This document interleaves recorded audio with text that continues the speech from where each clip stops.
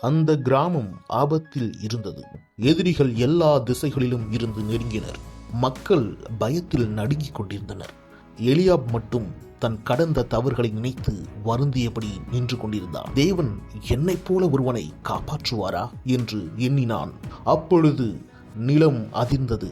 கிராமத்தின் நடுவிலேயே ஒரு வல்லமையான போராளி தோன்றினார்.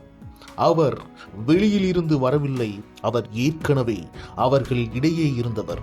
அவர் முன்னேறினார். வாள்கள் உடைந்தன, அம்புகள் விலகின, எதிரிகள் ஓடினர். போர் முடிந்தது. அந்த போராளி எலியாப் அருகே வந்தார். கடந்த தவறுகளை நினைவுபடுத்தவில்லை, ஒரு வார்த்தையும் சொல்லவில்லை. அவர் அன்பில் அமைதியாக நின்றார். பின்னர் மகிழ்ச்சியோடு பாடினார். எலியாப் அப்பொழுது புரிந்து கொண்டான், கர்த்தரே காப்பாற்றும் தேவன். இன்றைக்கு உங்கள் வாழ்க்கையிலும் சத்தம் அதிகமாக இருந்தாலும் தேவனின் அன்பு இருக்கும். அந்த அன்பு உங்களுக்கு அமைதியை தரும். போர் வந்தாலும் பயம் வந்தாலும் கர்த்தர் உங்கள் நடுவில் இருந்தால் நீங்கள் தோல்வியடைய முடியாது. ஏனெனில் அவரே உங்களை காப்பாற்றும் தேவன்.